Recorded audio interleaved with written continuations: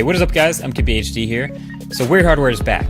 This is the Asus ZenFone 6. This is one of the bigger surprises for phones this year, coming in at $500. So this isn't a full review of this whole phone, it's more of an impressions of what's turned into yet another way to avoid the notch, and what's ended up being one of the more interesting, impressive mid-range phones of 2019. So the ZenFone 6 has a 6.4-inch Full HD Plus IPS LCD display, rounded corners as you can see, but of course no notch, no cutouts, no hole punch, no interruptions. Now the ads show it as this kind of glorious full screen display from edge to edge and corner to corner.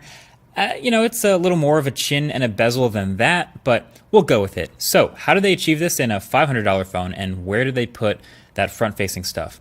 Well, the fingerprint reader they didn't put under the glass, it's still on the back, and I still like this. It's lower and sort of in the middle, so it's super reachable. It's right where my finger naturally rests. It's the same place I like it on the Pixel phones. And the earpiece speaker is still up in this little slot here at the top, alongside actually an LED notification light, which is rare nowadays. There isn't much customization to it, but I like that it's there. And then the selfie camera, well, you've seen it by now. It's the main camera flipped around. It's kind of great. It's this massive chassis with dual cameras that sort of flips around when you go to selfie mode and takes the front-facing shot. And it's not quiet either. Those motors make a sound every time. But believe it or not, this is not the first camera or phone that I've used to do this. Back in 2013, I actually reviewed what's called the Oppo N1, this gigantic phone running cyanogen mod with like the world's largest forehead and chin, and a 13 megapixel camera in this bar up at the top that doubled as your selfie camera if you swiveled it around. The main difference, of course, was this one was manual, so you swiveled it around with your hands like a caveman. But yeah, this one from Asus in 2019 is electronic, it's motorized, and like I said, it's actually dual cameras. So you have a 48 megapixel f1.8 main sensor and a 13 megapixel ultra wide as well. And then because it's motorized, you have all kinds of extra features, but also all kinds of other stuff to worry about. So first of all, don't expect this to be water resistant anymore. There's no IP rating for this phone, and I just don't think you'd want to get any water near this piece anyway. And even dust or dirt getting in there could eventually be an actual problem. So you got to be careful with it. And then of course there's no way you want anything to impact it or have anything bend it. The motor already makes some pretty concerning noises when it encounters any resistance.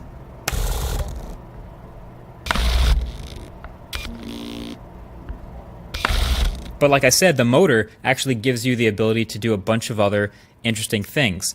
The first being the volume rocker isn't a shutter button anymore. It's actually a controller to control the exact precise angle that you want that camera to flip up at any given time, which is fascinating. And then the software button becomes a slider to do the same thing. So now you have this fine control over the exact angle of this swiveling camera chassis at any time. I don't know if that becomes kind of useful or just kind of creepy that you can hold it at whatever angle you want.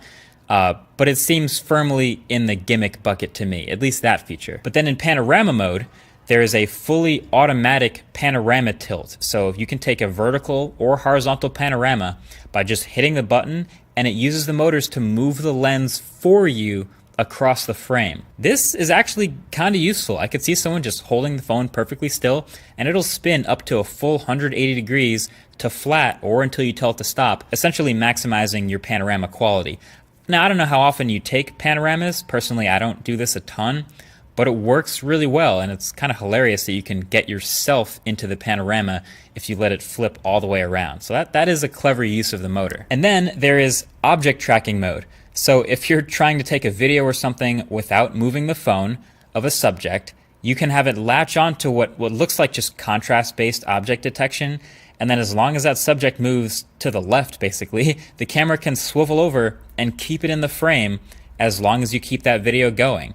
For me, this was pretty finicky from my experience since the contrast-based detection isn't perfect, but I guess I could see people taking videos maybe of themselves using this. And it also has drop protection as well. So you remember how the OnePlus would sort of retract the selfie camera if it detected free fall? This one, if it detects free fall, will just snap back that camera where it was to avoid it, landing weird and crunching it. It actually snaps back a little bit faster than it normally goes in and out in regular use, which I think is it just preserving the motor's life, but it's rated for 100,000 opens and closes. I feel like I've already opened and closed it like 1,000 times, but that's at least good for a couple years. And then the camera quality itself is actually pretty good. So I gotta be honest, I wasn't expecting much out of the ZenFone, but if the Pixels camera is my A+, then this is a solid B- to a B. So it's gotten a couple software updates, and there are more coming. I think its main problem still is dynamic range and inconsistency. Like it can't really be trusted to take a great shot every time. And the ultra-wide camera, while it's nice to have, really is much worse than the main camera. But the main camera, especially as a selfie camera, is quite good. So shots are detailed, color is pretty good, it's edge-to-edge sharp, and then when you swivel it around to face yourself, of course, that's going to be right up there as now one of the best selfie cameras. So it's one of the only ones to actually get real background blur and depth of field that isn't fake on a selfie. So yeah, this whole camera mechanism by itself is fascinating. But there is, of course, the whole rest of the phone here that's low-key a really nice collection of choices and pieces to put together for a $500 phone. It has the high-end specs, Snapdragon 855, and up to 8 gigs of RAM, and it's an all-metal and glass build, and it's hefty. Like, this is a chunky, solid phone, and a big part of that is because it has a 5,000 milliamp hour battery inside. That is absolutely massive, and I think that now makes it the largest battery cell in a phone I've ever used. It doesn't charge quite as fast as some others because of the way the cell is built, and it has 18-watt fast charging and no wireless charging, but that's much more acceptable when you can imagine how long a 5,000 milliamp hour battery with a 1080p display will probably last. That's exciting in a phone by itself, and I'm happy that phone batteries just keep getting bigger at this rate. There's also Bluetooth 5.0, there is a headphone jack, there's some pretty good speakers, which a lot of phones in this range don't have.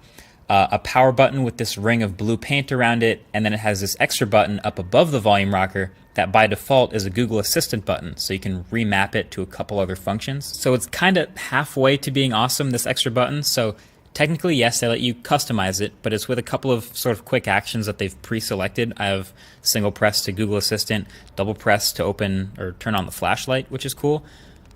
But they don't just let you open whatever app you want with it. That would have been what I really wanted, you know, single press for Google Tasks, double tap for Google Assistant, something like that, but you can't do that. And then it's also kind of hard to reach. So I love having these extra customizable buttons, but this one is so high up that you need sort of a whole hand shimmy just to reach it. I kind of just wish it was on the other side of the volume rocker, which is blank, but hey, it's up there. So one of the biggest, most welcome changes on this whole phone is Asus finally dropping that massive ZenUI skin and bringing it way back to near stock Android, dropping all the bloatware, all the unnecessary duplicate apps and the ugly launcher and custom icons and themes and settings and things we didn't like. This is much better, much cleaner, and hopefully that spells faster software updates as well. So yeah, ZenFone 6. It's definitely one of the surprises of the year for me so far. Of course, being a pretty great all-around budget phone that happens to have one really impressive swivelly camera feature. Now to be clear, this is definitely still a workaround. This isn't like the permanent solution on our way to bezel-less phones. This falls in the category of notches and hole punch cutouts and pop-up cameras, but it's a pretty cool one. I guess this specific version of it with the swiveling camera, I don't hate it. Like, it's obviously not practical for long-term future solutions, but for me, I think I'm a sucker for camera quality over like anything else as far as practicality. Like, that's why I was so into the Pixel 3 for so long, despite so many of the issues that it had. So when I saw this, when this just flips around and becomes one of the best quality selfie cameras instantly, that to me made me kind of like it a lot more. But we'll keep an eye on this phone and a bunch more coming in the future. But as far as I can tell, definitely a pretty great all-around $500 phone. But let me know, would you get a phone with a swiveling camera like this? Would you be into it? Let me know in the comments section below. Either way, thanks for watching. Catch you guys in the next one. Peace.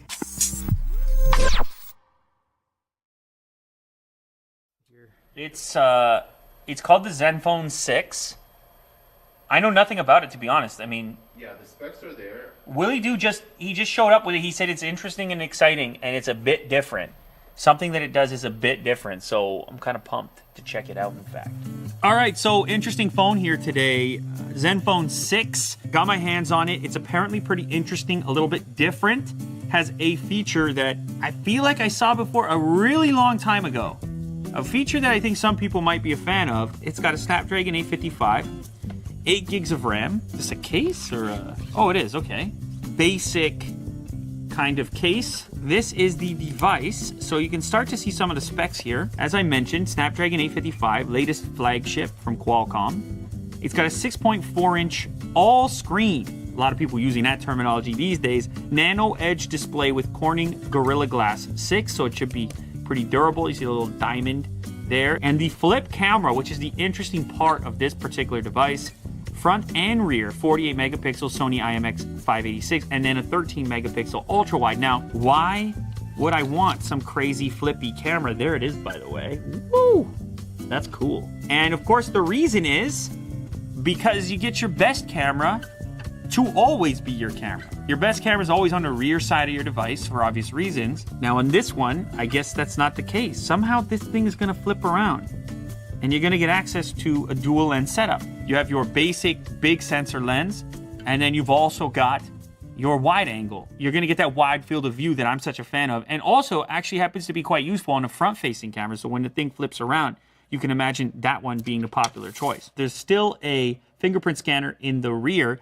You know what? That's not such a problem for me. I like these fingerprint scanners. I find them fast and reliable. USB Type-C down on the bottom here, and also a headphone jack. There's also a textured, what is this? Some sort of a shortcut button, I'm guessing. Will's telling me this button, it can trigger Google Assistant, so it's an assistant style button. Oh, or you can customize it to do something else. So that's kind of nice. A nice little switch, and it doesn't have a texture. It has a tiny little texture to it. Now, I should also mention, while I'm showcasing the outside of this device, it's got a huge battery in it. That's another differentiating factor. And they really have a couple of differentiating factors in this phone. We've got Type-C cable.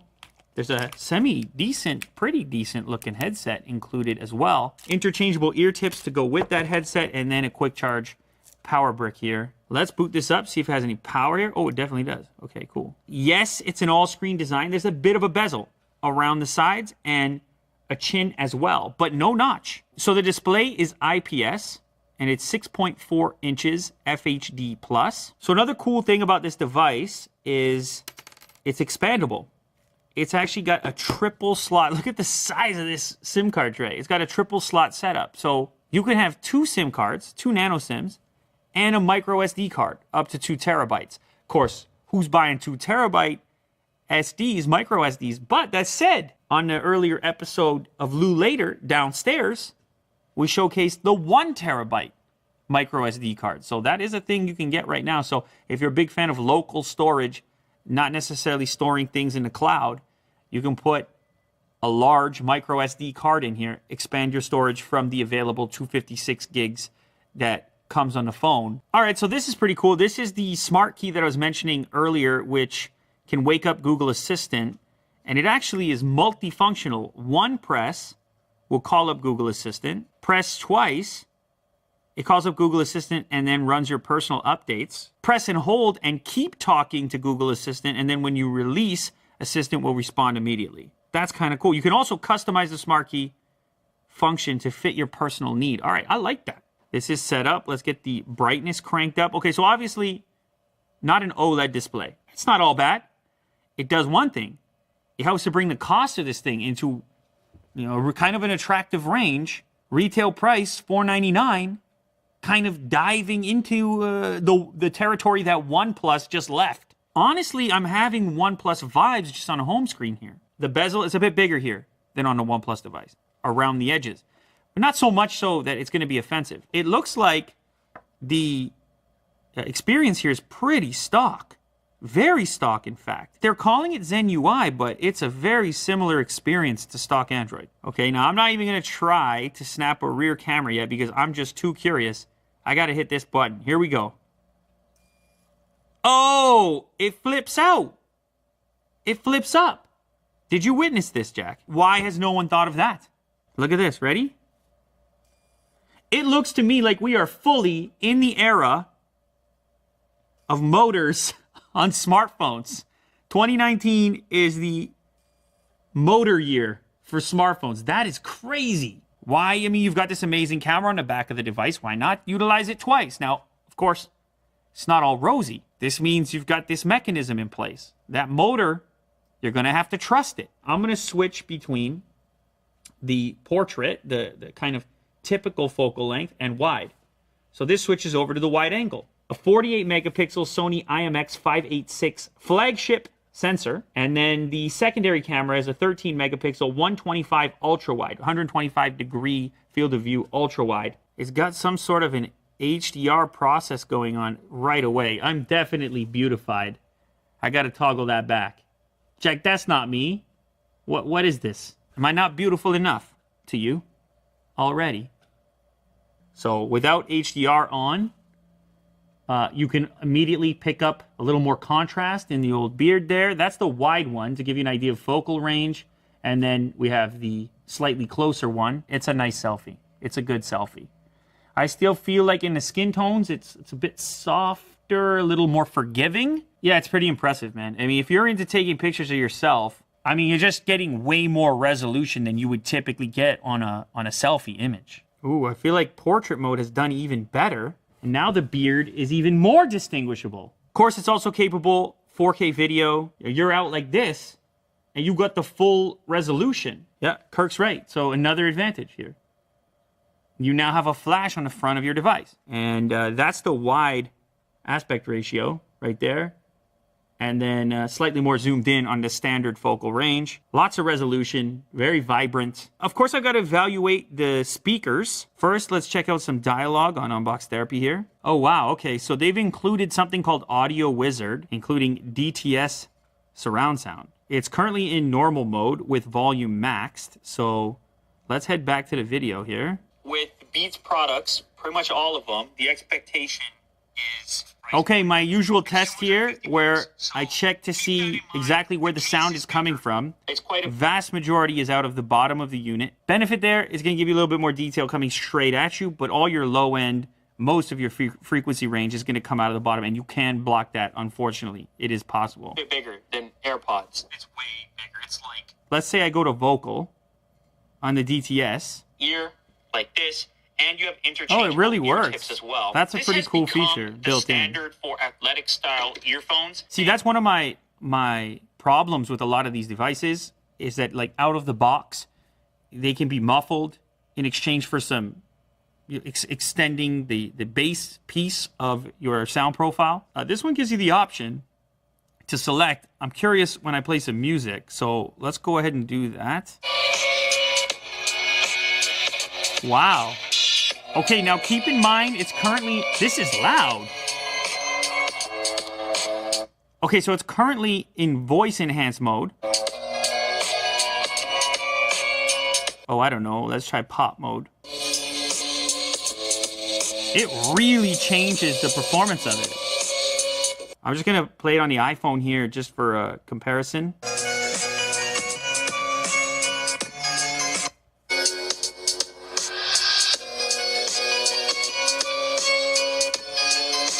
That's in pop mode. I'm putting in flagship territory. That's the iPhone. It's a $1,000 phone. I think you could argue this one might sound better. I have to say at $499, I'm impressed regardless. That's the way I'm going to put it. It's up to your... There's going to be a subjective choice there. I'd say I was a bit concerned at first. It felt a bit muffled before I went into the Audio Wizard that's installed by default when you hit the settings on the volume meter. Again, is this something you could achieve on a lot of smartphones if you installed some sort of third-party equalizer? Maybe.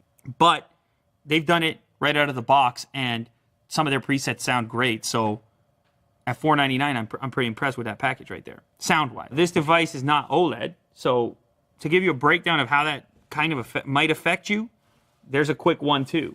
This is going to show you. I mean, I don't even need to click on a picture to show you what you're giving up when you go away from OLED.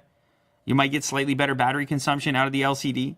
Apple tried to convince you of this with the iPhone XR. I think the main thing here is you're getting a lower price point. Just way more contrast over here, especially when you see the white. Now, if I click on an actual pizza here, I mean, this is still like a pretty nice display from a detail perspective. It's just not going to pop like this one, like the red over here. It's not a bad looking display.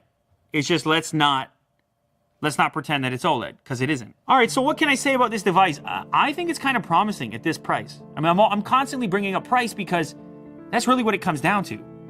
Of course, if you had unlimited money, you know, why are you picking this phone over some other one unless you're just really attracted to motorized camera component. Maybe you're like a professional Snapchatter or a Instagram user or something, then this is really the only way to get 48 megapixels, big size sensor facing you with a monitor to view it. And the Snapdragon 855, that's the chip that you want, right? That's the horsepower you're looking for.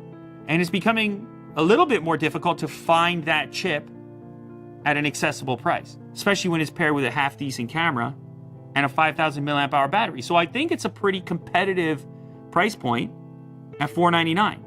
I think the big question here is going to be if you just absolutely want to have OLED. But if you're like, hey man, I only really care about the OLED thing when I see them side by side, then that just exposes the fact that they look different. And you might be right. In this environment, this display, it looks good to me. And I'm counting my extra dollars saved while I'm flipping around my fancy camera. So there's a case to be made for it. And then the other angle is the giant battery. 5,000 milliamp hour battery, that's no joke. I think on this hardware, that's going to give you some serious battery life. You're definitely going to be charging this less than a lot of other competitors at this price point and other price points for that matter. And of course, how could I forget? No notch as a consequence. You're just looking at all display. So when you pop open that YouTube video, it's no distraction. And I think that's worth something.